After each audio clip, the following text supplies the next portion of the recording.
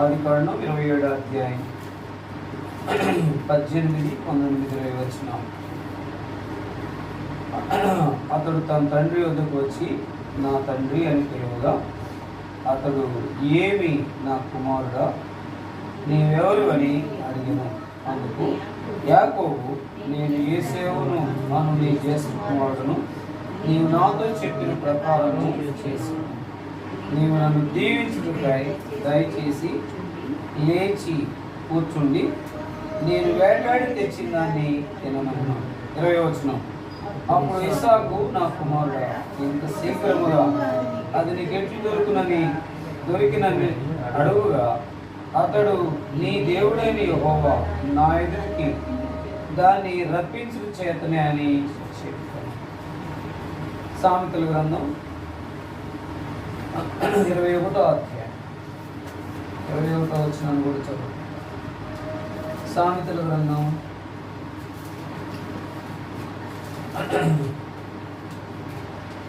21వ అధ్యాయం 1వ వచనం కూడా చదువు.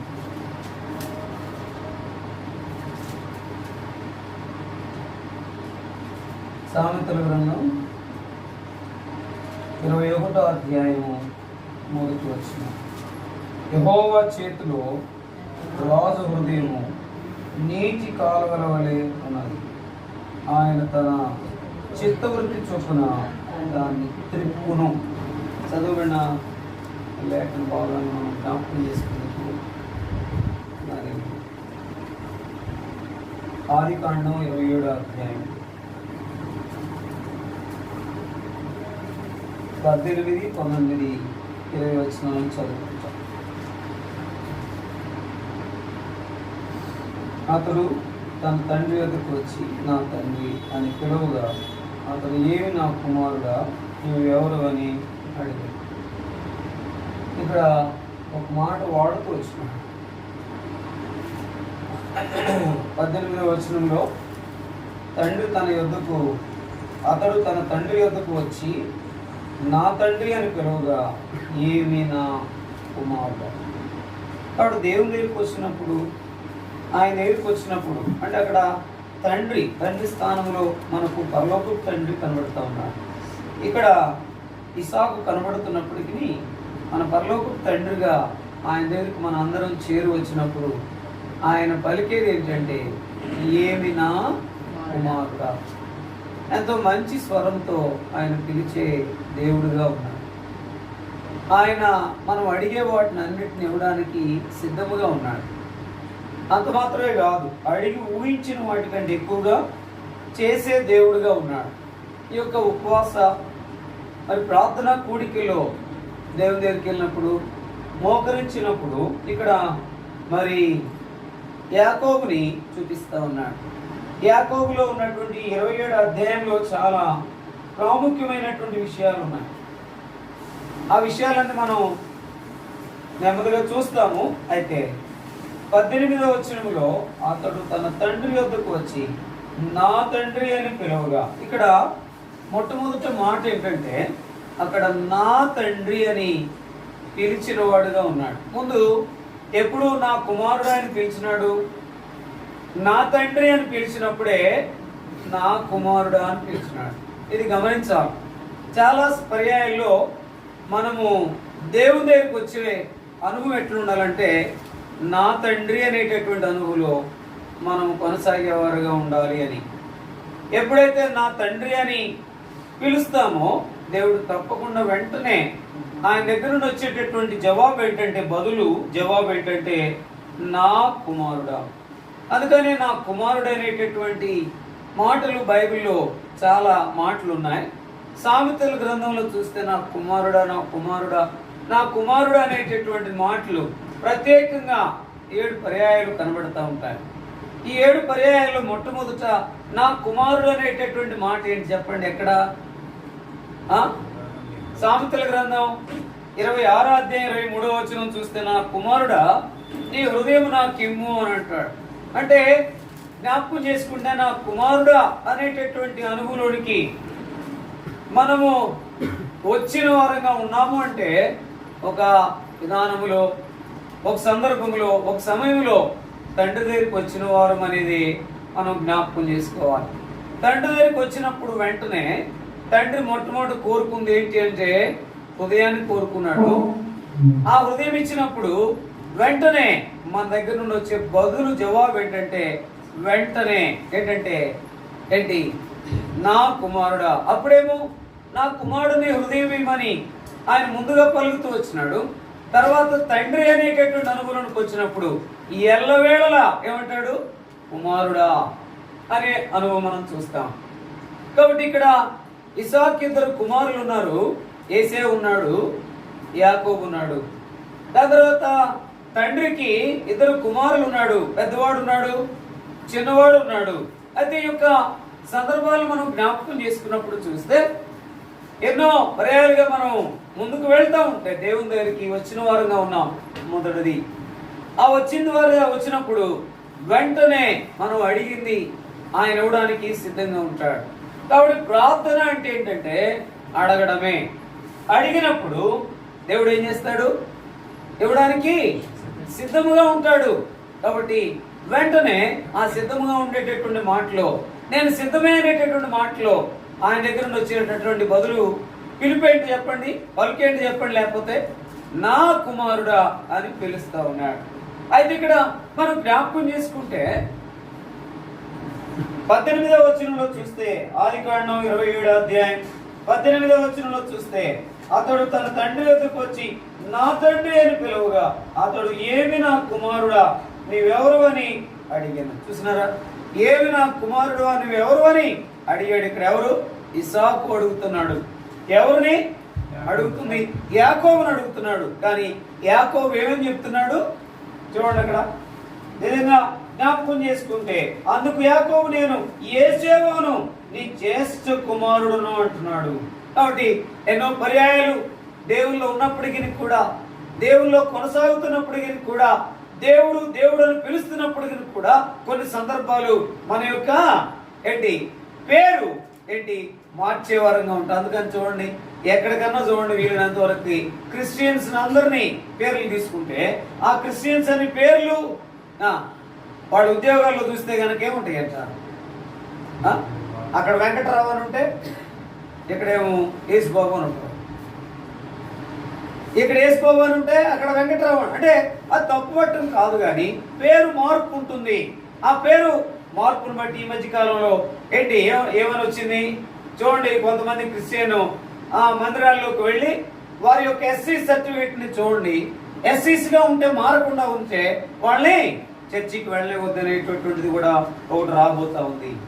ఏదైనప్పుడు కూడా మనం జ్ఞాపకం చేసుకుంటే ఇక్కడ తలంపు ఏంటంటే, మొదటి ఉపవాస కూడికి తలంపు ఏంటంటే దేవుని దగ్గరికి వచ్చిన వారంగా ఉన్నప్పుడు దేవుని దగ్గర ఏం చెప్పాలా? మనము నిజమే పలికే వారంగా ఉండాలి.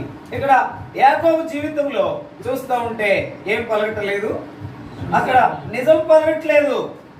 అందుకని చాలాసార్లు కోర్టు దగ్గరికి వచ్చినప్పుడు ఒక మాట అబద్ధము చెప్పను నిజమే చెప్తానని దాని మీద ప్రమాణం చేసి భగవద్గీత మీద ఆ న్యాయ దేవత ఎదుట ఏం చేస్తారు?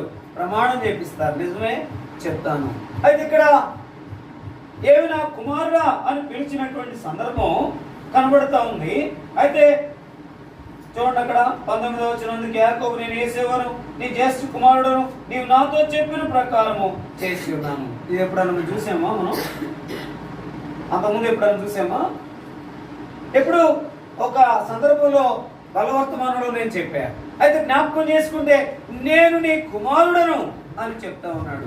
ఏమన్నా కుమారుడు కూడా ఏమని కుమారుడు అని చెబుతున్నాడు?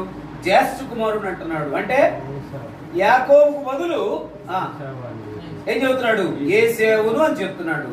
కాబట్టి ఎన్నో పర్యాయాలు అక్కడ కొంచెం సేపు ప్రార్థన చేయడానికి మనం వచ్చాం, ఉపవాస ప్రార్థన చేయడానికి వచ్చాం, దేవుని సన్నిధిలో మనకేం కావాలో అడగడానికి వచ్చాం. కానీ మనలో సరైనటువంటి నిజము, సరైనటువంటి మాట, సరైనటువంటి జీవితము ఉండాలి అనేది మనం చూడాలి. అయితే ఇక్కడ యాకోబు జీవితంలో అది కనబడడం లేదు. యాకోబు దేవుని బిడ్డ కాదా? దేవుని బిడ్డే. దేవుని ఎరిగినవాడా కాదా? ఎరిగినవాడే.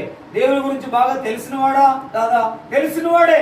కానీ తన యొక్క జీవితంలో ఇంకొక మాటలో చెప్పాలంటే ఎవరు బాగా బోధించి పంపించింది? ఎవరు చెప్పి పంపించింది?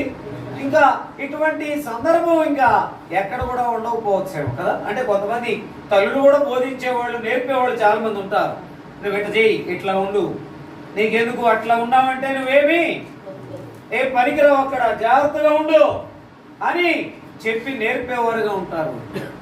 అయితే ఇక్కడ కూడా తల్లి యాకోబును సిద్ధపరిచి పంపించింది, తన మామ ఇంటికి, లాబాను ఇంటికి పంపించింది. జ్ఞాపకం చేసుకుంటే అక్కడ మాట్లాడుతూ వచ్చేది ఏంటంటే, సందర్భం ఏంటంటే అక్కడ ఎంత చక్కగా కొంతమంది ఎట్లా ఆడతారంటే అబద్ధాన్ని కూడా అచ్చుపోసినట్టుగా, ఇంకా తడికెళ్ళినట్టుగా, ఇంకా గోడకి పేడ పూసినట్టుగా, అబ్బా ఇంకా ఏంటి గోడకి సొన్నం పూసినట్టుగా, గోడకి అంటినట్టుగా, అబ్బా గోడకి అంటినట్టుగా అబద్ధం ఆడతారు. తడుకోరు, అబద్ధాలన్నీ వాళ్ళ నోట్లో ఉన్నట్టుగా ఉంటాయి. కాబట్టి ఇక్కడ యాకోబు జీవితంలో నువ్వెవరు నాయన అడిగినప్పుడు దానికి కూడా ఎంతో చక్కగా జవాబు చెప్తున్నాడు. నాయన నేను నీ జ్యేష్ఠ కుమారుని అంటున్నాడు. నీ జ్యేష్ఠ కుమారుడు అన్నప్పుడు అక్కడ చూడండి ఒక మాట మనం జాగ్రత్తగా చదివితే, నేను నీ జ్యేష్ఠ కుమారుడు నాతో చెప్పిన ఏమంటున్నాడు, నీవు నాతో చెప్పిన ప్రకారము చేసి ఉన్నాను, నీవు నన్ను దీవించుకై దయచేసి లేచి కూర్చుండి నేను వేటాడి తెచ్చిన దాన్ని తినమనెను. కాబట్టి ప్రియులారా చూడండి, మొట్టమొదట నేను నీ జ్యేష్ఠ కుమారుడు అని ఎంత చక్కగా అబద్ధం ఆడాడు. అంత మాత్రం కూడా కాకుండా ఆయనతో చెప్పాడా? చెప్పిన ఆయన కూడా అట్లా చెప్పేవాడు ఏం కాదేమో కదా, చెప్పిన ఆయన కూడా ఆ మాట వాడేవాడు కాదేమో. కానీ ఈయన మాత్రం నీవు నాతో చెప్పిన దాని ప్రకారము నేను చేశాను, అబ్బా నువ్వు చెప్పినట్టే చేశానన్నా అనేవాడు లేరంటారా? అంటే చెప్పినట్లుగానే చేసినట్టుగా. సరే అక్కడ ఆయనతో చెప్పలేదు, కానీ ఆ మాట ఏమంటున్నాడు, చెప్పినట్టుగా. చాలా పర్యాలు మనం ముందుకు వెళ్తూ ఉంటే అక్కడ యాకోబు జీవితంలో ముందు ఏంటి చాలా చక్కగా అబద్ధం ఆడాడు. అంత మాత్రం కాకుండా ఆయన ఏంటి ఆయనే భ్రమించిపోయి దాని తర్వాత కొంచెం డౌట్ పడినప్పుడు కూడా ఏమాత్రం కూడా ఇంకా సందేహించకుండా అన్నట్టుగా, అంటే సందేహం మొదట్లో ఉందేమో కానీ తర్వాత సందేహం ఉంటే ఏం చేసేవాడు కాదు, దీవించేవాడు కాదు. సందేహం లేకుండా పలికాడు పలుకు. కొంతమంది పలుకులు, కొంతమంది మాటలు, కొంతమంది జీవితం ఎట్టుంటుందంటే ఎంతో క్లియర్గా పరిశుద్ధంగా ఉన్నట్టుగా ఉంటుంది. ఆ పరిశుద్ధంగా ఉన్నట్టు ఒకవేళ వెళితే దేవుని వాక్యంలో ఒక మాట ఉంది, బైబిల్ గ్రంథంలో రాయబడుతుంది, పరిశుద్ధాత్మ దేవుడు రాయించి పెట్టినాడు ఏమని, మోసపోకుడు దేవుడు వెక్కిరింపబడు. అందుకనే వెక్కిరింపబడు అక్కడ ఏముంటది, ఇంకా ఇంకో చోట ఏముంటది, ఏం విత్తుతావో అదే కోస్తావు. మనుషుడు ఏ పంటనైతే విత్తుతాడో ఆ పంటనే కోస్తాడు. ఏ కొలత అయితే కొలుస్తామో ఆ కొలతనే మళ్ళీ కొలవబడుతుంది, అది ఎక్కడికి పోదు. అయితే చాలా సార్లు దేవుని బిడ్డలంగా ప్రార్థన చేయడానికి దేవుని సన్నిధికి చేరువచ్చిన మన జీవితాల్లో యాకోబు అనుభవాలు ఉన్నాయి. కొన్నిసార్లు వాటిని తీసివేసుకోవాలి. యాకోబు అబద్ధం ఆడినవాడుగా ఉన్నాడు. యాకోబు నిజంగా ఏంటి గోడకు అతికినట్టుగా ఇంకా అంతకంటే ఎక్కువగా చెప్పినవాడుగా ఉన్నాడు. ఆ చెప్పిన అనుభవంలో 20వ వచనం అందరం కలిసి చదువుదాం. చూడండి, అప్పుడు ఇస్సాకు నా కుమారుడా ఇంత శీఘ్రంగా నీకు ఎట్లు దొరికినని అడుగుగా. ఆయన ఏమన్నంటే ఇంత శీఘ్రంగా, అసలు చెప్పింది ఎప్పుడు నీతో, నువ్వు వెళ్ళింది ఎప్పుడు, వేటాడింది ఎప్పుడు, మళ్ళీ దాన్ని సిద్ధపరిచి అసలు దానికి ఏమన్నా టైమింగ్ ఉందని చూడండి.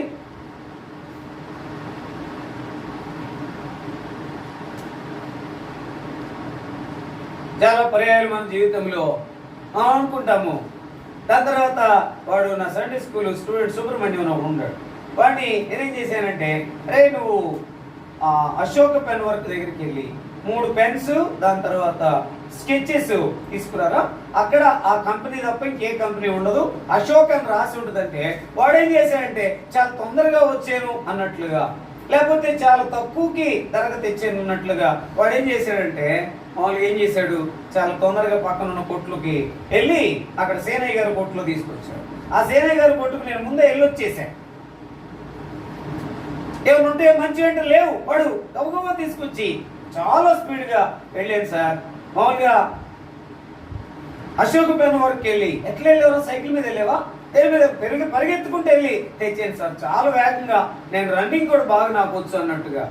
ఆహా అని అని చూస్తే మరి దీని మీద అశోక అనేది లేదు కదరా అంటే అశోక్ అని రాయరంట సార్. దాని తర్వాత ఈ పెన్నులు ఇవి కాదు కదరా అంటే అవే సార్, నిజం సార్, తెచ్చాను సార్. వాడు సార్ అని 10 సార్లు అని ఉంటాడు. సార్ తెచ్చాను సార్, నిజం సార్, మీరు చెప్పినట్టుగానే చేశాను సార్ అంటే ఈరోజు వాడు నాకు గుర్తుకొచ్చాడు. చాలాసార్లు మనం కూడా చెప్పిన చోట తీసుకురాకపోతే తడబడతాం.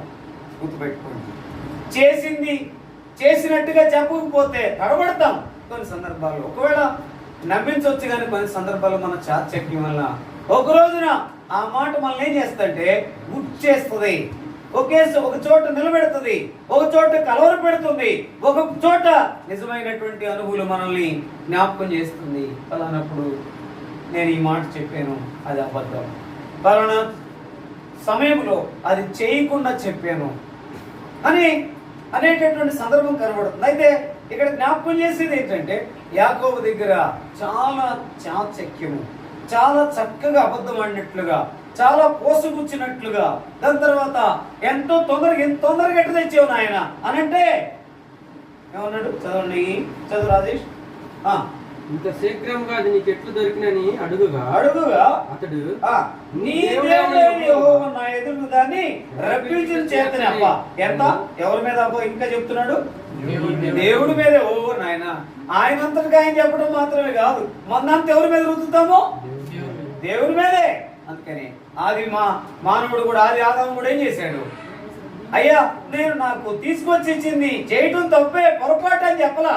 ఏమన్నాడు, నీవు నా సహకారిగా ఇచ్చిన ఆ స్త్రీయే, ఆ స్త్రీని బట్టే గాని నేను అంటే దేవుణ్ణి తప్పు పట్టేవారు ఉన్నారు, దేవుణ్ణి శంకించేవారు ఉన్నారు, దేవునికే ఏంటి చెప్పేవాళ్ళు ఉన్నారు.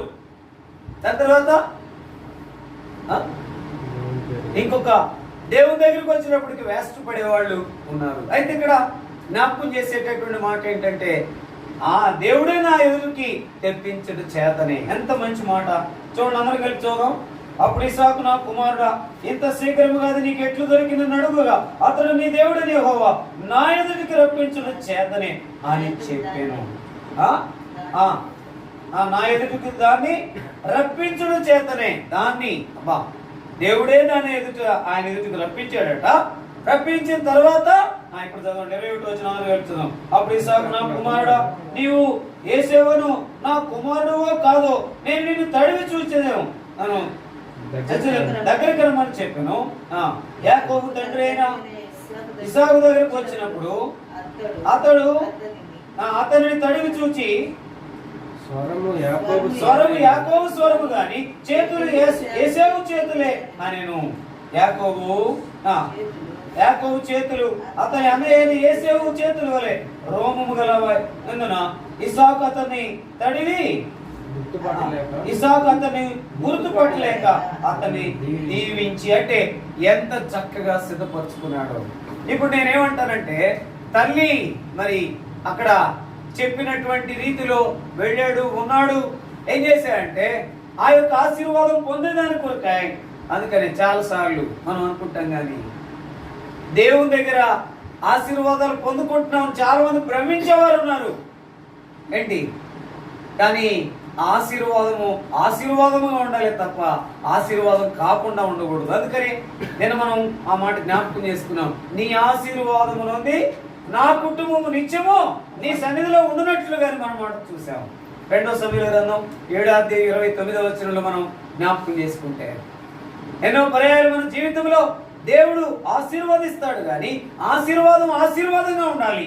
అయితే ఆశీర్వాదాన్ని నీవు నేను ఎట్లా పెడితే అట్లా పొందుకోవడానికి వీలు పడదు. యాకోబు అట్లా చేసేయాలి, మనం కూడా ఇట్లా ఆశీర్వాదం పొందుకోవాలంటే అక్కడ ఆశీర్వాదం పొందుకున్నట్టుగా కనబడ్డాడు, కానీ పేరుకి ఆశీర్వాదం పొందినట్టుగా కనబడ్డాడు, కానీ ఆశీర్వాదమును అనుభవించిన వాడుగా లేడు. ఆశీర్వాదం అనుభవించాడా? పొందుకున్నవాడు ఉన్నాడు, కానీ ఆశీర్వాదాన్ని అనుభవించిన వాడుగా లేడు. ఏమో ఉన్నాడా? ఆశీర్వాదం పొందుకున్నాడు. ఎట్లా పొందుకున్నాడు? అబద్ధం చెప్పి పొందుకున్నాడు. దాని తర్వాత దొంగచాటుగా పొందుకున్నాడు. దాని తర్వాత స్వరమేమో ఎటుందంట, యాకోబు స్వరం లాగా ఉంది. చేతులు మాత్రం ఏశావు చేతులాగా. అంటే ఏం చేశాడు? మోసము చేసే. అందుకని యాకోబు అంటే అర్థం ఏంటి? మోసగాడు. అందుకని యాకోబు అనేటటువంటి అనుభవంకి, ఆ పేరుకి అర్థం ఏంటంటే మోసగాడు. ఆ మోసగాడు అనేటువంటి సాతాను నుండి దేవుడు మనల్ని ఏం చేస్తున్నాడు? ఒక దినాన నేను నన్ను విడిపించి ఇశ్రాయేలుగా చేస్తూ వచ్చినాడు. అయితే ఇక్కడ దేవుడు నా గమనానికి తెచ్చిన మాట ఏంటంటే, దేవుని సన్నిధికి వచ్చినప్పుడు ఏంటంట, యథార్థముగా ఉండాలి, సత్యముగా ఉండాలి, నీతిగా ఉండాలి అనే అనుభవంకి వచ్చినప్పుడు మనం చేసే ప్రతి ప్రార్థనకు తప్పకుండా మనం జవాబు పొందుకుంటాము అని. ఆ జవాబు పొందుకుంటామనే అనుభవంలో ఎట్లా పడితే అట్లా పొందుకోలేము, ఎట్లా పడితే అట్లా ఆశీర్వాదము ఆయన దగ్గర నుండి తీసుకోలేము. కనుక జాగరూకులమై ఉండి మనం ముందుకు వెళ్ళవలసిన వారంగా ఉన్నాం. అయితే గుర్తుపెట్టుకోండి, ఏసేవు అబద్ధం ఆడాడు. ఏసేవు ఏం చేశాడంటే మారువేషం అన్నట్టుగా, అంటే ఏసేవులాగా ఏం చేశాడంట, తన చేతులకి ఏం చేశాడు? ఏం కప్పుకున్నాడు? అక్కడ చూడండి, అక్కడ మాట ఉంది. ఏం చేశాడు చూడండి, అక్కడ 24వ వచనం. అతన్ని గుర్తుపట్టలేక అడుగుగా యాకోబు అసలు అంతదాకా వచ్చినప్పటికీ కూడా ఎంత ధైర్యంగా చెప్పాడు చూడండి. ఎవరు? యాకోబు నేనే అనను. ఏంటంటే ఏసేవు అను నా కుమారుడు నీవేనని అడుగుగా యాకోబు నేనే అనేను. కాబట్టి ఏసేవు నువ్వేనంటే నేనే అని యాకోబు ఎంత 100% అబద్ధం ఆడాడు మనం చూడాలి. అయితే ఇక్కడ ప్రార్థన కుడికి తలంపు ఏంటంటే, దేవుని దగ్గరికి వచ్చేటప్పుడు ఎట్లా పడితే అట్లా వచ్చి మనం ఆయన అడిగినప్పుడు ఒకవేళ పొందుకుంటామనే అనుభవం ఉండొచ్చేమో కానీ, అయితే మనం ఏం చేయాలంటే పొందుకున్నామనే పేరు ఉండొచ్చేమో కానీ మనకు అనుభవపూర్వకంగా మనం ముందుకు వెళ్ళలేము. అయితే ఒక మాట చూడండి, మనం జ్ఞాపకం చేసుకుంటే. అందుకనే చూడండి ఒక మాట, ఆదికాండం అలాగున్నాడు. ఒకవేళ ఆశీర్వాదం అనే పేరుతో ముందుకు వెళ్ళాడు కానీ ఆశీర్వదించబడలేక, అంటే అనుభవించలేకపోయాడు. చూడండి ఒక మాట, అందుకని మనం చదువుతూ వచ్చాము. చూడండి అక్కడ ఆ మాట 25వ వచనం చదవండి. ఆదికాండం 27వ అధ్యాయం 25వ వచనం. అది నా యొద్దకు తెమ్ము, నేను నిన్ను దీవించినట్లు నా కుమారుడు వేటాడి తెచ్చినది ఇందునను. అతడు తెచ్చినప్పుడు అతడు తినను, ద్రాక్షరసము తేగా అతడు త్రాగెను. ఆ తర్వాత అతని తండ్రి అయిన ఇస్సాకు నా కుమారుడు దగ్గరకు వచ్చి నన్ను ముద్దు పెట్టుకొనమని అతనితో చెప్పాను. 27 అతడు దగ్గరకు వచ్చి అతను ముద్దు పెట్టుకొను. అప్పుడు అతడు అతని వస్త్రములను వాసన చూచి అతన్ని దీవించి ఇట్లా నేను, ఇదిగో నా కుమారుని సువాసన యెహోవా దీవించిన చేని సువాసన వలె ఉన్నది. చాలు, చేని సువాసన వలె ఉన్నది. కాబట్టి మన జీవితంలో జ్ఞాపకం చేసుకుని ఇప్పుడు చదవండి. ఆదికాండం 32వ అధ్యాయం 33వ వచనం. ఆదికాండం 32వ అధ్యాయం 33వ వచనం ఒక మాట.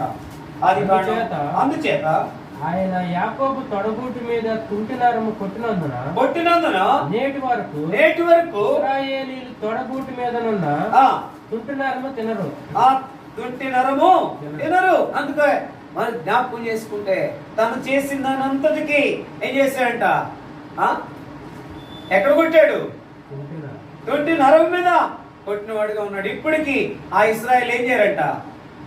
తుంటి నరాన్ని తినరంట. అందుకని చూడండి ఇంకో మాట, అక్కడే మనం జ్ఞాపకం చేసుకుంటే 32వ అధ్యాయం 6-7 వచ్చిన ఒక మాట చదవండి. 32వ అధ్యాయము 6-7 వచ్చిన.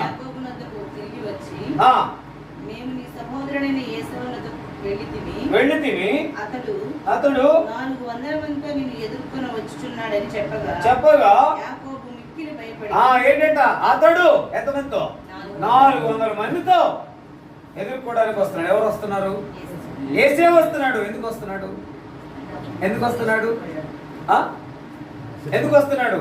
తను ఏం చేయట్లేదు, ఇలాగ చేశాడని తమ్ముని తన యొక్క కక్షను తీర్చుకోవడం కొరకు రావడంలే, సంతోషించేదాని కొరకు, కలుసుకునే దాని కొరకు వస్తున్నాడు. అయితే చేసిన దాన్ని బట్టి ఏముంటుంది? ఏముంటుంది? భయం ఉంటుంది. అందుకని చదవండి కీర్తనల గ్రంథం 14 అధ్యాయం 4 వచ్చిన ఒక మాట. కీర్తనల గ్రంథం 14 అధ్యాయం 4 వచ్చిన చదవాలి త్వరగా. కీర్తనల గ్రంథం యెహోవాకు ప్రార్థన చేయక యెహోవాకు ప్రార్థన చేయక ఆహారం మింగునట్లు నా ప్రజలు మింగుచు పాపము చేయవారందరికీ నా ప్రజలను మింగుచు చదవండి. వారందరికీ తెలివి లేదా? పాపం చేయవారు బహుగా భయపడుదురు. చదవము ముందు స్పష్టంగా చక్కగా. యెహోవాకు ప్రార్థన చేయక ఆహారం మింగునట్లు యెహోవాకు ప్రార్థన చేయక ఆహారం మింగునట్లు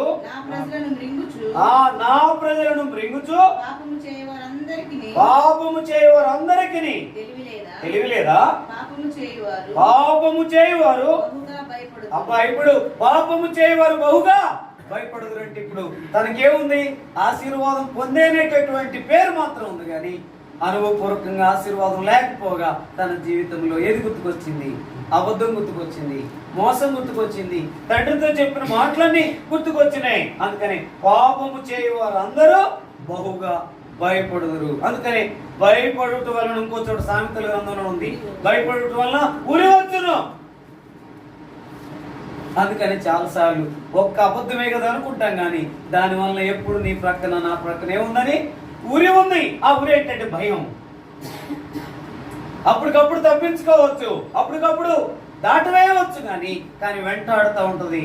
అది రాజనాల్లో మనం చూస్తాం. అందుకని ఒక మాట కూడా గతనాలో మనం చూసాం. ఎక్కడ ఆయన భాస్కర్ ఆయన చెబుతారు, నీ పాపమే నిన్ను పట్టుకుని. ఎక్కడుంది?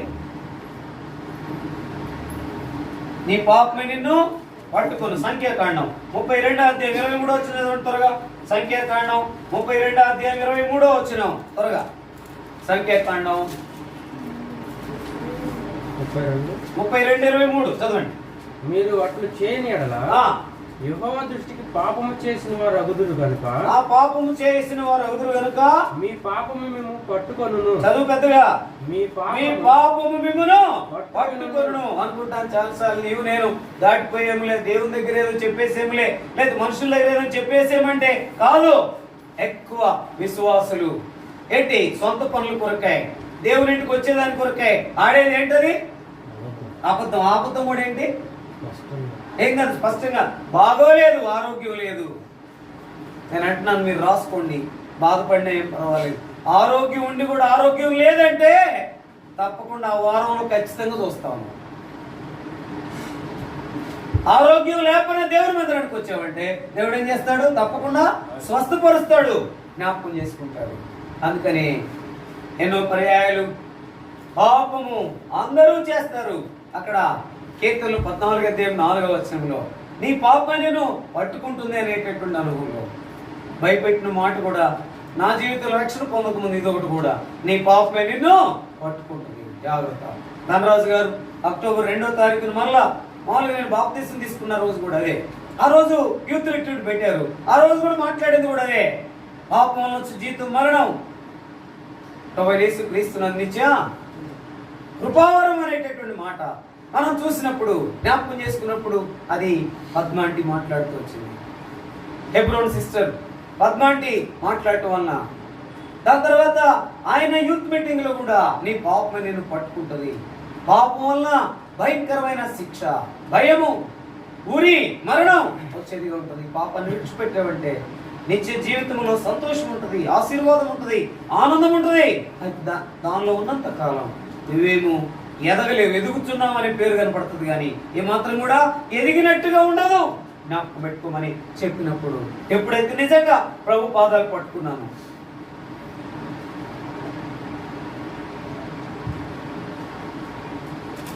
ప్రభు అద్భుతంగా నా జీవితాన్ని మార్చేశాడు, చేంజ్ చేశాడు. అబద్ధం ఆడినంత సేపు, దొంగతనం చేసినప్పుడు, దాని తర్వాత మనుషుల దగ్గర ఇష్టానుసారంగా మాట్లాడినప్పుడు, మనుషుల దగ్గర లెక్కలేకపోవటం కాక హీనంగా చూసింది కూడా కాకుండా, దాని తర్వాత తోసివేసింది కూడా కాకుండా ఎప్పుడు భయమే. పైకి ఎట్టుంటదంటే భలే ఉందిలే, చేసేయాలే, తిన్నానులే అన్నట్టుగా ఉండేది, కానీ లోపలే ఉండేది భయం. ఎవరైనా సరే, నేను కాదు నీవు కాదు, ఎవరైనా సరే. అందుకనే అబద్ధం ఆడటానికి చాలా చక్కగా ఆడవచ్చేమో, అతికినట్టుగా ఆడొచ్చేమో యాకోబు వలే. కానీ దానివల్ల ఏమన్నా అనుభవించాడా రమేష్ బ్రదర్? ఏమన్నా అనుభవించాడా? నిద్రపోతూ ఊరుకోను, జ్ఞాపకం పెట్టుకోండి. ఆయన అనుభవించాడా? ఎక్కడ చదువుతున్నాం మనం? మొట్టమొదటి ఎక్కడ చదివాము? ఆదికాండం 23వ అధ్యాయం 27, 18, 19, 20 వచనాలు. అట్లా ఎందుకు అడుగుతున్నానంటే అలర్ట్గా ఉండాలి. ఎంత గట్టిగా మాట్లాడడం నిద్ర ఎట్టు వస్తుంది? నిద్రపోవద్దు. ఎప్పుడు ప్రయాసే కాదంటలా, ఎప్పుడు నిద్ర లేకపోవడం. కానీ మందిరంలో ఉన్నప్పుడైనా, మీటింగ్లో ఉన్నప్పుడైనా నన్ను అలర్ట్ గురించి ప్రభావాన్ని ప్రార్థన చేసుకో, నన్ను సిద్ధపరచు ప్రభావాన్ని ప్రార్థన. మీరే కాదు, నాయనే కాదు, నేను కూడా జ్ఞాపకం చేసుకోవాలి. మందిరంలో ఉంటే వీలైనంత వరకు నేను కునుకు పోను. ఎలాంటి సందర్భంలో కూడా మ్యాక్సిమం కునుకు పడ్డానంటే స్పీడ్కి వెళ్ళి కాసేపు నుంచుని ఎక్సర్సైజ్ లాగా చేసి కళ్ళు కొడుకుని వచ్చిన సందర్భాలే ఉంటాయి. మ్యాక్సిమం అట్లా ఉండను. అయితే ఇక్కడ జ్ఞాపకం చేసుకుంటే అక్కడ ఎదుర్కోవడానికి 400 మంది వస్తున్నాయంటే భయం ఉంటుందా? లేకపోతే ఎదుర్కోవడానికి సంతోషం ఉంటుందా? చెప్పండి. ఏముంటుంది? భయమే ఉంటుంది. ఎందుకంటే చేసింది ఏంటిది? ఏం చేస్తుంటే వెంటపడుతుంది. మోసం, పాపం, అబద్ధం అనేటటువంటి అనువులే. ఎక్కడ ఎవరు దగ్గర పొందాడు? అడిగినప్పటికీ ఇది యాకోబు స్వరంగా ఉందన్నప్పుడు ఆయన ఏమనాలా? అవును, ఆయన నా స్వరమే. కానీ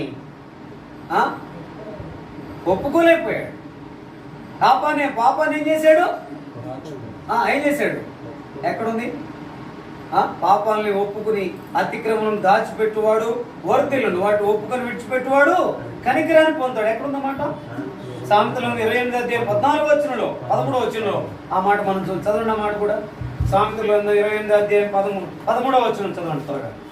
సామెతలు 28:13. అతిక్రమములను దాచిపెట్టువాడు వర్ధిల్లుడు, అతిక్రమములను దాచిపెట్టువాడు వర్ధిల్లుడు, వాటిని ఒప్పుకొని విడిచిపెట్టువాడు వాటిని ఒప్పుకొని విడిచిపెట్టువాడు కనికరాన్ని పొందుతాడు. కాబట్టి అతిక్రమం దాచిపెడితే వర్ధిల్లు.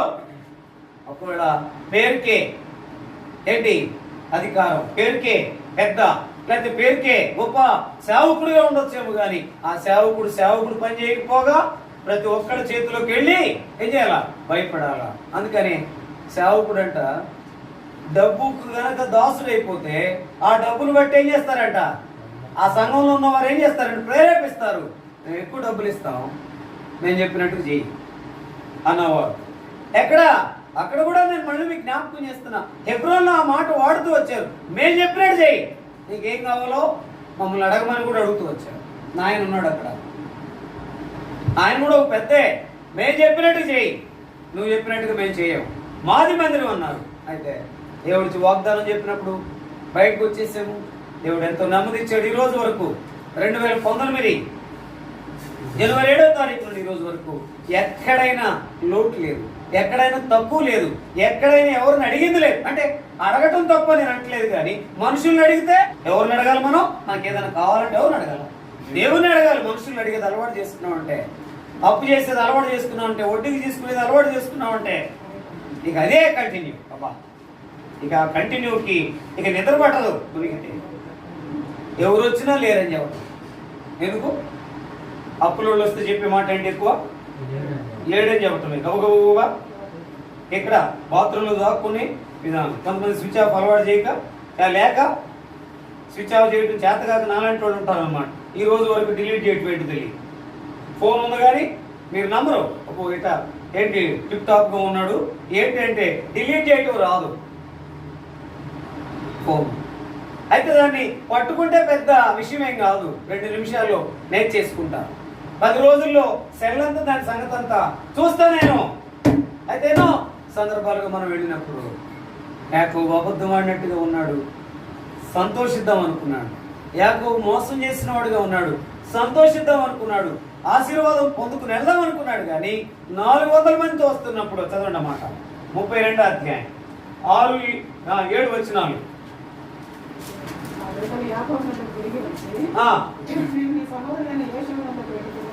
వెళుతుమే 400 మందితో చెప్పగా చదవండి. అబ్బా మిక్కిలి భయపడి తొందరపడి చదవండి. చేసిన ఎడలా పోవును అనుకుని ఒంటెలను విభాగించిన. చూడండి, ఆ భయపడటం వల్ల నిజంగా తొందరపడి ఏం చేసేసాడు, అసలు డివైడ్ చేసేసాడు. అంటే మనం కూడా చాలాసార్లు ఏం చేస్తామంటే తొందరపాటు వల్ల ఏమొస్తుంది, ముందు భయం వస్తుంది, తర్వాత చేసిన దాన్ని బట్టి తర్వాత తొందరపాటు వస్తుంది. చాలా సందర్భాల్లో మనం జ్ఞాపకం చేసుకుంటే ఎక్కడికి చాలా మంది చాలా సందర్భాలుగా ఏమేం చెప్పాలో అర్థం కాక భయపడి తొందరపాటు వలన నష్టం తెచ్చుకునేవారుగా ఉంటారు. లేకపోతే తొందరపాటు వలన గలిబిలు చేసేవాళ్ళు ఉంటారు, తొందరపాటు వలన విభాగించుకునే వాళ్ళుగా ఉంటారు. అందుకని భార్యాభర్తల మధ్య తొందర వచ్చిందనుకోండి, నువ్వు ఇది చేసేవి అనుకుంటుంటే ఆ భయాన్ని తప్పించుకునే బదులు తొందరగా మాట్లాడు. ఒకళ్ళకి మించి ఒకళ్ళు 4 అంటే 8 అంటే 8 అంటే 16 అంటే 16 అంటే 32 అంటే ఇక పెరుగుతూనే ఉంటాయి. అలా కాకుండా మనము అసలు దేవుళ్ళలోనే సరిగా ఉంటాయి. మీకు జ్ఞాపకం చేస్తున్నా, యోసేపు జీవితంలో పొందుకున్నాడు కానీ పేరుకి అనుభవించలేకపోయినాడు. అనుభవించలేని కారణం చేత అక్కడ ఏమైంది చూడండి ఒక మాట. అందుకనే ఎట్లుంటాడు, ధైర్యం లేకపోయింది. అసలు ఎందుకు ధైర్యం లేదంటే అబద్ధం ఉంది, ఎందుకు ధైర్యం లేదంటే మోసం ఉంది, ఎందుకు లేదంటే చాచక్యముగా తప్పించుకున్నాను అన్నట్టుగా, పొందుకున్నాను కొట్టేసాను అన్నట్టుగా. దొంగవాడు కూడా ఏం చేస్తాడు, చాలా చాచక్యంగా కొట్టేసాను అనుకుంటాడు. కానీ వాడు తీసుకున్న డబ్బును బట్టి, వాడు పొందుకున్న దాన్ని బట్టే వాడి కాపీ రాసేవాడు కూడా ఏం చేయలేడు. కాపీ ఉన్నవాడు కూడా ప్రశాంతంగా రాయలేడు. వాడు 4-5 సార్లు వెనక చూసేటట్టు 4 వరకు పట్టుకుంటాడు. కాపీ ఉన్నవాడు ఏం చేస్తాడు, ఎక్కువగా వెనక్కి రాస్తూ ఉంటాడు, వెనక్కి చూస్తూ ఉంటాడు. తర్వాత అమ్మ కూడా తెలుసు, అమ్మ కూడా పట్టుకున్న సందర్భాలు ఉన్నాయి కూడా. వాడు ఏం చేస్తాడంటే తలకి ఇరుకున్నట్టుగా ఉంటాడు అనమాట. ఏంటో ఇటు సరి చేసుకున్నట్టుగా ఉండి అటు ఇటు చూస్తూ ఉంటాడు, కన్ఫ్యూజ్ అయిపోతూ ఉంటాడు. రాసేటప్పుడు ఏందో స్పీడ్గా రాస్తున్నట్టుగా ఏంటి పేజీ మామూలుగా ఏంటి ఇన్సులేటర్ వచ్చినప్పుడు ఏం చేస్తాడు, పేపర్ తిప్పినట్టుగా ఉంటాడు అనమాట. ఏంటో లేకపోతే క్వశ్చన్ పేపర్ చదివినట్టుగా ఉంటాడు. వాడు రాంబాబు అని వాడిని పట్టుకుంటే 10th క్లాస్లో నేను స్క్వాడ్కి వెళ్ళినప్పుడు నా ఫ్రెండ్స్తో పాటు నేను కూడా స్క్వాడ్కి వెళ్ళిన సందర్భం ఉంది. వాడు పట్టుకునేవాడు కాదు, టక నేను పట్టుకునేవాడు. తీస్తా ఉంటే మామూలుగా వాడి దగ్గర నిజంగా చెప్పాలంటే 100 కాపీలు ఉంది. 100లో ఒకటన్నా రాసాడా, ఒక్కటన్నా రాసాడు, చూడటమే సరిపోయింది. ఎందుకంటే కాపీ రాయలేరు, కంగారు పడతారు. భయపడటం వల్ల ఏమొచ్చిందంట, ఉరి వచ్చును. మనం కూడా దేవుని పిల్లలుగా మనం కొనసాగే వారంగా మనం ఉండాలా. అయితే ఎంత మాత్రం కూడా ఆయన దగ్గర దాచిపెట్టేది, ఆయన దగ్గర అబద్ధం ఆడేది, ఆయన దగ్గర మోసం చేసే అనే అనుభవం నీకు నాకు ఎంత మాత్రం ఉండటం అనేది మంచిది. యాకోబు అలాగే చేసాడు కానీ ఏమాత్రం అనుభవించలేకపోయినాడు. చూడండి ఒక మాట. అందుకని దాని కొరకే మనం ఏం చేయాలా చూడండి. తిమోతి రాసిన మొదటి పత్రిక అపోస్తలుడైన పౌలు తిమోతికి రాసిన మొదటి పత్రిక 5వ అధ్యాయం 24వ వచనం ఒక మాట చదవండి. 5వ అధ్యాయం 24వ వచనం. 5వ అధ్యాయం 24వ వచనం త్వరగా. కొందరి పాపములు తేటగా బయలుపడి న్యాయపు తీర్పునకు ముందుగా నడుచుచున్నవి. ఏంటంటే తేటగా కొందరు పాపములు తేటగా బయలుపడి న్యాయపు తీర్పుకు ముందుగా నడుచున్నవి. గుర్తుపెట్టుకో. మరికొందరి పాపములు వారి వెంట వెళ్ళుచున్నవి. కాబట్టి మరికొందరు పాపాలు న్యాయానికి ముందుకు వెళ్తున్నాయంట, మరికొందరు పాపాలు వారి వెంట వెళుతున్నవి. గుర్తుపెట్టుకోండి. పాపాలు ఇప్పుడు ఎక్కడొచ్చి వారి వెంట పోవును. ఎక్కడుంది మాట, ప్రభునందు మృతులు ధన్యులు. అయితే వారు తమ ప్రయాసములు మాని విశ్రాంతి పొందుదురు, వారి క్రియలు వారి వెంట పోవును. ఇక్కడేమో పాపములు వారి వెంట పోనుంది, అక్కడేమో వారి క్రియలు. చదవండి ఆ మాట కూడా. ప్రకటన గ్రంథం 14వ అధ్యాయం 13వ వచనం. ప్రకటన గ్రంథం 14వ అధ్యాయం 13వ వచనం త్వరగా చదవం సలు. ప్రకటన గ్రంథం 14వ అధ్యాయం 13. అందుకు అంతటా ఇప్పటి నుండి ప్రభునందు మృతులు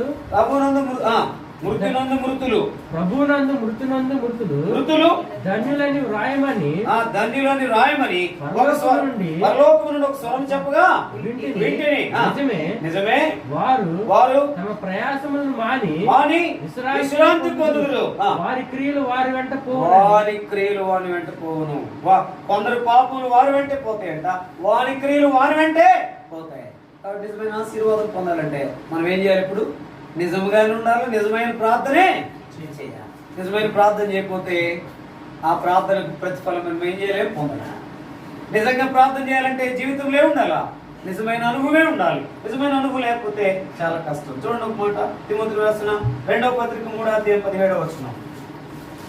3వ అధ్యాయం 17వ వచనం చదవండి. దైవజనుడు సన్నద్ధుడై ఆ ప్రతి సత్కార్యమునకు పూర్ణముగా సిద్ధపడి ఉండునట్లు ప్రతి సత్కార్యమునకు పూర్ణముగా సిద్ధపడాలి. అయితే ప్రతి సత్కార్యమునకు పూర్ణంగా సిద్ధపడాలి. అయితే మనం ఈ లోకంలో విశ్వాసిగా కొనసాగేటప్పుడు సత్కార్యం అనేది మనల్ని ఏదైనా అడిగితే ఏంటది? సత్కార్యం అని అడిగితే ఏంటది? సత్కార్యం అంటే దేవుని సన్నిధిలో చేరి ప్రార్థన చేయడమే సత్కార్యం. ఆ సత్కార్యం అంటే మంచి కార్యం. ఆ మంచి కార్యం చేస్తే ఆ సత్కార్యంలో నీ ప్రార్థనకు జవాబు ఎందుకు రాదు అని నేను అంటాను. ఎందుకు ఇవ్వడు అని అంటాను. అక్కడ చేసింది చాలా తప్పు పని. ఎవరు? యాకోబు. తన చూపింది చాలా భయంకరమైన మోసం. దానివల్ల ఏం అనుభవించలేకపోయాడు. చూడండి మత్తయి సువార్త 6వ అధ్యాయం 12వ వచనం ఒక మాట చూడండి. అందుకని ప్రతి సత్కార్యమునకు సిద్ధపడాలి. దైవజనుడు అని అక్కడ రాయబడి ఉంది. కానీ ప్రతి ఒక్కరు ఏం చేయాలంట? మరి ముఖ్యంగా దైవజనుడు ప్రతి సత్కార్యమునకు సిద్ధపడాలంట. దైవజనుడు తర్వాత ఇక వరుస ఏంటది? దైవజనుడు తర్వాత పెద్దలు, తర్వాత పరిచారకులు, తర్వాత ఇప్పుడు నేను అంటాను ఏంటి? దైవజనుడు కనుక సరిగా ఉండకపోతే ఏంటి? అందరికేమో ఒక ఫలమే, తర్వాత ఒక అంతే. దైవజనులకి అనే వాళ్ళకి ఎట్టుండదంట? చెప్పి చేయకపోతే ఎట్టుండదంట? రెండంతలు. అందుకని చాలా మంది ఏం చేస్తారంటే దైవజనులు చూసి తప్పు మార్గంలోకి వెళ్ళేవారుగా ఉంటారు. అది అనవసరం అనేది నేను అంటాను. ఎవరి వారికి ఉండి అది రెండంతలుగా ఉంటుంది. అయితే తలం 10 కాదు. ప్రతి సత్కారులకు నీవు నేనేం చేయాలా? సిద్ధపడాలా? సిద్ధపడి సరే ఈ మాట చదువు. మత్తయి సువార్త మా రుణస్థులను మేము క్షమించిన ప్రకారము మా రుణములు క్షమించుము. కాబట్టి రుణస్థులను క్షమించే అనుభవం, దాని తర్వాత నిజమైన రీతిలో ఒప్పుకున్న అనుభవం, దాని తర్వాత క్షమించిన అనుభవం, దాని తర్వాత 3వ అనుభవం ఏంటి? నిజమనేది ఎప్పుడు బయటకు వస్తుంది? చూడండి ఎఫెసీయులకు రాసిన పత్రిక 6వ అధ్యాయం 14-15 వచనాలు చదవమ్మా. ఎఫెసీయులకు రాసిన పత్రిక 6వ అధ్యాయం 15-16 చూడండి. 14-15 వచనాలు చదవండి. ఎలాగనగా మీ నడుమునకు సత్యమును దట్టి కట్టుకొని మీ నడుమునకు ఏం చేయాలంట? సత్యమును దట్టి కట్టుకొని. చాలు. ముందు ఏం కావాలంట? నిజ జీవితం అనేది ఉండాలంటే నడుముకి ఏం కట్టుకోవాలి నాయనా?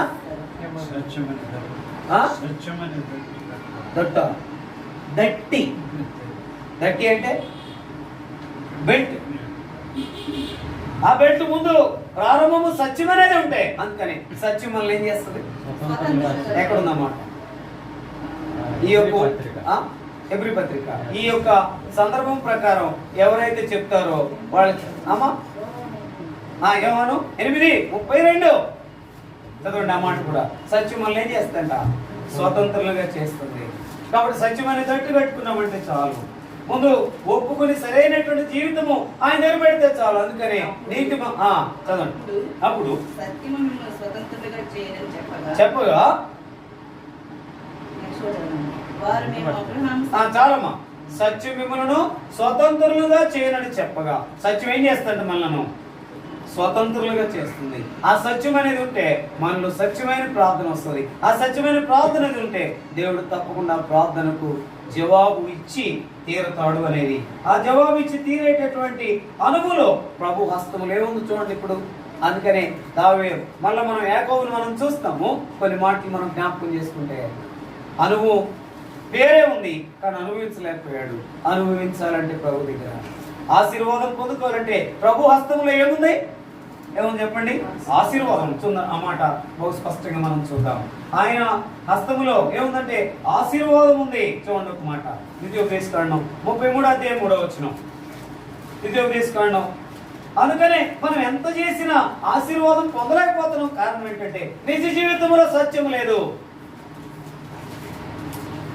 క్రియలు సరిగా ఉండడం లేదు. ఉన్నప్పుడు సరిగానే ఉంటాయి. కాబట్టి చాలా సందర్భాల్లో ఆయన హస్తములో ఆశీర్వాదం ఉంది. అంత మాత్రం కాదు, ఆయన దగ్గర కూడా ఏముందంటే మన దగ్గర కూడా తప్పు ఉన్నప్పుడు ఆయన ప్రభుగా ఉన్నాడు అంటే ఆయన హస్తము కూడా ఏంటంట? ఏం చేసేదిగా ఉందంట? గద్దించేదిగా ఉంది. చూడండి ఒక మాట, ఆ మాట కూడా మనం చూద్దాం, జ్ఞాపకం చేసుకుంటే 2వ సమూయేలు గ్రంథం 24వ అధ్యాయం 14వ వచనం. 2వ సమూయేలు గ్రంథం 24వ అధ్యాయం 14వ వచనం. ఇది అందరం కలిసి చూద్దాం, అవసరం కూడా. 2వ సమూయేలు గ్రంథం 24వ అధ్యాయం 14వ వచనం. 24:14 అందరం కలిసి చూద్దాం. 24వ అధ్యాయము 14వ వచనం. అందుకు దావీదు, నాకేమి తోచుకున్నది, గొప్ప చిక్కుల్లో ఉన్నాను, యెహోవా బహు వాత్సల్యత గలవాడు కనుక మనుషుల చేతిలో పడకుండా యెహోవా చేతిలోనే పడుదుముగా కానీ గాలుతో నేను 15వ వచనం. అందుకు యెహోవా ఇశ్రాయేలు మీదికి తెగులు రప్పింపగా ఆ దినము ఉదయం మొదలుకొని సమాజపు కూటమి వేళ వరకు అది జరుగుచుండెను. అందుచేత దాని నుండి బేర్షెబా వరకు 70,000 మంది మృతి నొందిరి. అయితే ఇక్కడ ఆయన హస్తము కూడా గద్దింపుతో కూడిందిగా ఉంది, ఆశీర్వాదంతో కూడిందిగా ఉంది, గద్దింపుతో కూడిందిగా ఉంది. జ్ఞాపకం పెట్టుకో. కాబట్టి చాలాసార్లు ఆయన దగ్గర నుండి మనం దాటిపోలేము. అయితే దాటిపోయామని అనుకున్నాడు, ఏదో తండ్రిని మోసగించామనుకున్నాడు, ఆశీర్వాదం పొందుకున్నాం అనుకున్నాడు.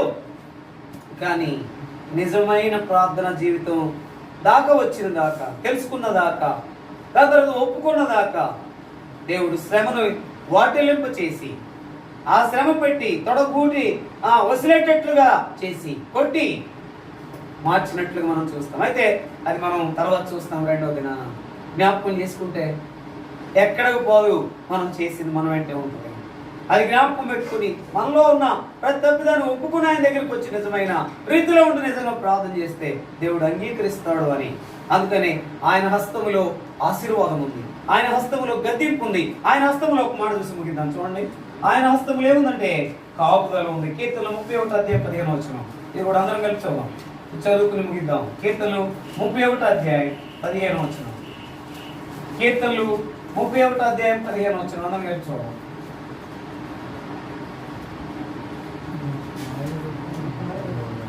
నా కాలగత్తులు నీ వశంలో ఉన్నాయి, నా శత్రువుల చేతిలో నుండి నన్ను రక్షింపు, నన్ను తరువు వారి నుండి నన్ను రక్షింపు.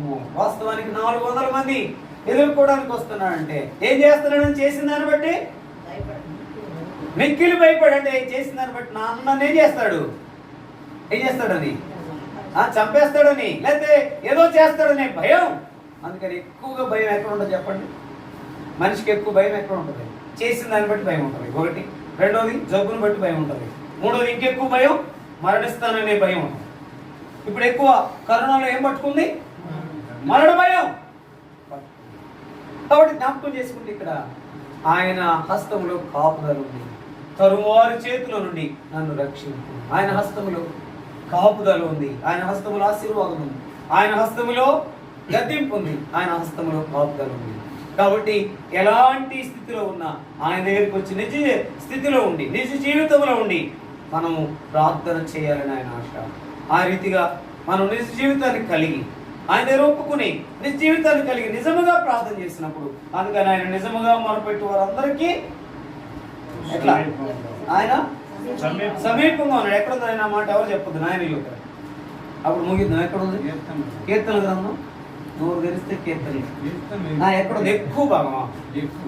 ఎక్కువ ఎక్కడుందన్నమాట? కీర్తన గ్రంథం 147, 145, 18వ వచనం. 18వ వచనంలో మనం చూస్తాం. కాబట్టి నిజముగా మొరపెట్టు వారందరికీ ఆయన సమీపంలో ఉంటాడు.